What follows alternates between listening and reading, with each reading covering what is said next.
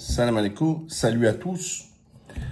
La mosquée de Paris, il faut rappeler quand même d'où elle vient. La mosquée de Paris, c'est 1922, c'est la première fois qu'on viole la laïcité de 1905, c'est-à-dire la séparation entre l'Église et l'État. Donc ça prouve bien aussi qu'il y avait une présence musulmane en France à cette période où on nous fait croire soi-disant qu'elle n'existait pas, et donc qui a été offerte pour les Français morts pour la France, pour les musulmans morts pour la France. Donc 1922. Elle est sous la gouvernance, enfin l'autorité algérienne, et la junte algérienne, les militaires, enfin ce qui était l'Algérie, c'est en fait un peu ce qui existait dans d'autres pays, c'est plutôt un esprit plutôt séculaire, plutôt à la rigueur laïque, si vous préférez, pas du tout religieux. Parce que depuis un petit moment, on entend soi-disant nous parler, nous dire oui, l'Algérie c'est aussi les fréristes, l'islam radical, etc. Je vous rappelle que le fisc, quand ils n'ont pas accepté les élections et qu'il y avait un parti religieux, c'est là d'où la guerre civile est partie. D'accord? Donc très important. Non, eux c'est plutôt Ramadan la journée et puis cabaret la nuit et peut-être avec le whisky cola. Donc rien de religieux, et ils nous ont toujours collé des recteurs qui sont des serpillères et qui n'ont rien de musulman. Alors, dans la démarche de plus en plus, ils veulent un islam de France, un islam au lieu que ce soit un islam en France, parce que la religion, elle n'a pas de frontières, elle est universelle, etc. Je ne vais pas revenir là-dessus. Eux, ils veulent de France, ils veulent le franciser. Alors, qu'est-ce que ça veut dire? Le républicaniser, qu'est-ce que ça veut dire? Alors on parle de laïcité. Les mêmes qui viennent vous jurer, prêter main forte, il faut se battre pour faire respecter la laïcité, ne parlent que d'islam, dont le ministre à l'Intérieur, etc., et se mêler de l'intérieur de l'islam. Ça a été tellement loin, ça a été amorcé par Darmanin, et là, ça train de terminer par Retailleau. Mais je suis choqué, je viens de voir que la mosquée de Paris, écoutez bien, hein, l'islam politique, hein, déjà, je vous rappelle que j'avais condamné à l'époque Boubacar, qui a appelé à faire barrage contre le RN, ou le FN, ça dépend des périodes, ils ont fait les deux. Ça, c'était l'islam politique. Vous voyez, ça me fait penser un peu à Musk. Macron est toujours s'offusque parce que Musk, il dit qu'il est pour la LD en Allemagne et qu'il est contre pour les LGBT, tout ça, en disant, oui, vous vous rendez compte, c'est dangereux, des réacs, etc.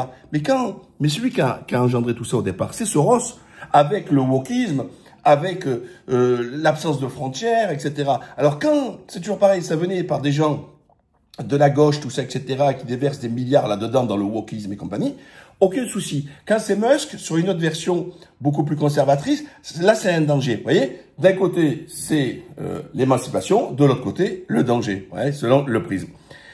Eh bien, là on voit que c'est devenu, si vous préférez, un islam politique voulu par le gouvernement, parce que la mosquée de Paris, écoutez bien, donc je vais lire l'article hein, que je viens de voir sur le FIG, et ils reprennent un peu ce qui s'est écrit. Hein. Donc ils disent, le retour de la grande mosquée de Chemdine a demandé à des imams d'inclure désormais une invocation pour la France à l'issue de leur prêche du vendredi dans un courrier envoyé jeudi aux 150 imams affiliés de la grande mosquée. Leur recteur leur demande d'introduire à l'issue du prêche de chaque vendredi des invocations en arabe et en français. Ils soulignent d'attacher une attention particulière à l'exécution de cette demande. L'invocation proposée est « Oh Allah, préserve la France, son peuple et les institutions de la République. Fais de la France un pays prospère, sûr et paisible, où la communauté nationale, dans sa diversité, ses différences, ses religions, ses convictions et ses croyances, cohabitent dans la sécurité et la paix. » Mais ça va pas, non? Alors là, et on n'est plus dans la religion, là. Non mais, vous voyez, vous, une église faire le curé et qui dit bon ben je voudrais faire des invocations pour les institutions, d'accord, 5e République, et dans sa diversité, ça va pas à votre tête, non?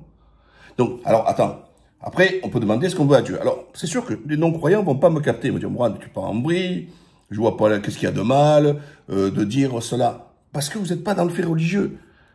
Moi, je veux justement la stricte application de la laïcité, c'est-à-dire la liberté religieuse et la non-ingérence du politique vers le religieux ou du religieux vers le politique.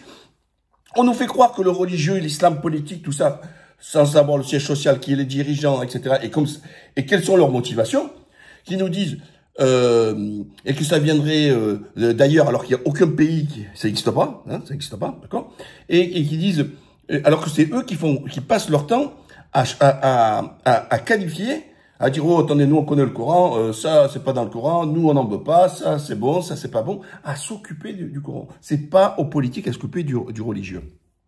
Et quand je vais à la mosquée, c'est justement ça, c'est extraordinaire. Vous allez prier, comme on dit, on dépose nos métaux à l'extérieur. Qu'est-ce que ça veut dire déposer ces métaux à l'extérieur? C'est-à-dire notre classe sociale, qui nous sommes. Que vous soyez ouvrier, rechercheur d'emploi, étudiant, on rentre à la mosquée, comme vous rentrez à l'église, etc. Et que, et en plus, donc, dans l'islam, la prière se fait cheville contre cheville, épaule contre épaule. Donc, pour faire hein, c'est un bloc, on fait un, la prière du vendredi, c'est ça, c'est faire un. Et l'imam, quand il fait des invocations, tout ça, etc., alors, parfois, ça peut être par rapport à ce qui se passe dans l'actualité, où il demande que des comportements de musulmans n'est pas conforme, il demande aux gens de changer, donc il demande à Dieu de l'aider à changer là-dessus, ou souvent c'est par rapport aux opprimés, quels que soient les opprimés où ils se retrouvent, et de donner la force à celui qui est persécuté de résister, d'accueillir auprès de eux ceux qui sont victimes, donner la force à résister, de garder la foi, etc.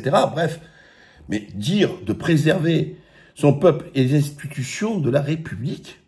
Donc, en gros, l'islam doit être 5e République. C'est-à-dire, tout est individu. En France, on a même des royalistes, hein, chez les amis de Rotaillot, d'ailleurs, hein, il ne dit pas un mot là-dessus.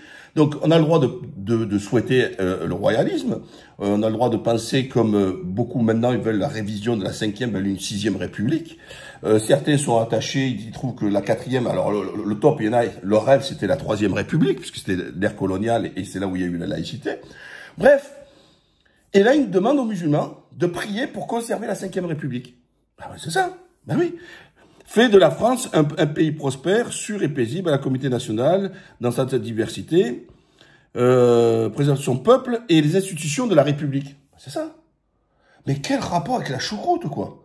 Mais, donc ça veut dire que on viole la laïcité, où on a le politique qui vient faire de l'ingérence avec des serpillères comme la mosquée de Paris, pour venir vous dicter ce que l'imam doit dire, etc.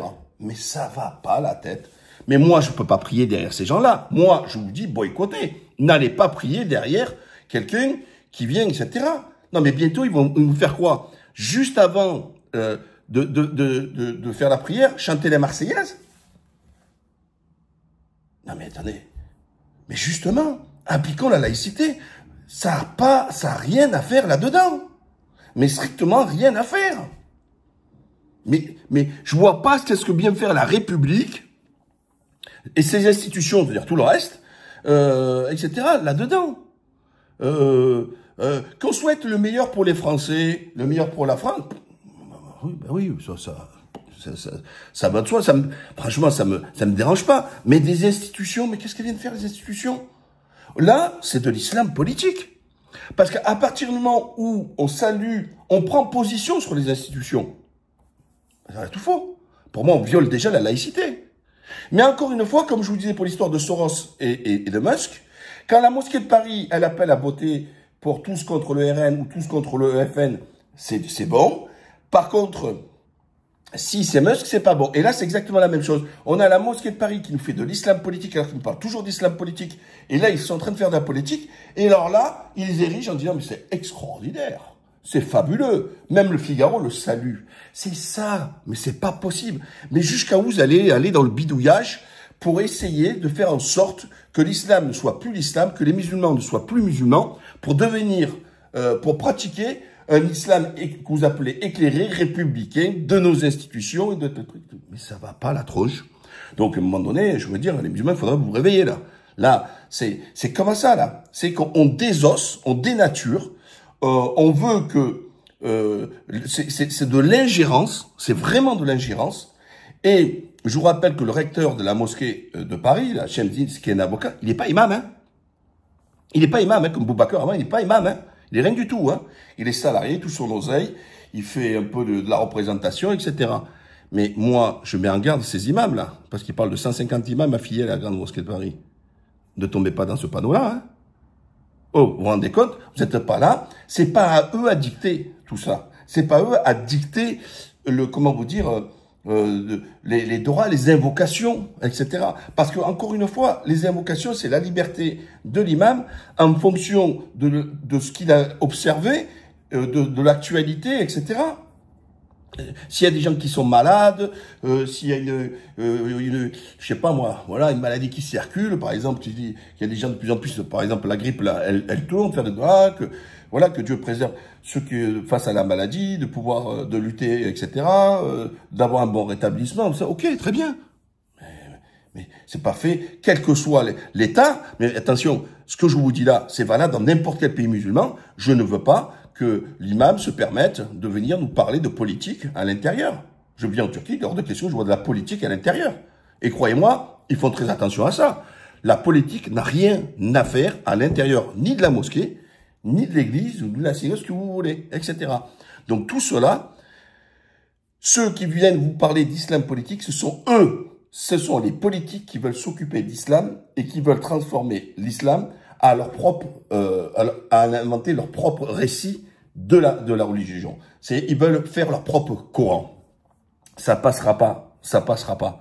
Et voilà. Donc, carton rouge à ce Shemseddine Hafiz, le recteur de la mosquée. Carton rouge à l'Algérie qui, toujours derrière, file 2 millions d'euros quand même, hein, pour ces gens-là, pour la mosquée de Paris qui subventionne, qui laisse faire ça. C'est pas possible. C'est pas possible. On est déjà assez humilié, la lâcheté, parce que la mosquée de Paris fait toujours la serpillière des ministres de l'Intérieur, défendant jamais les musulmans, mais allant toujours du côté des oppresseurs, et jamais des oppressés.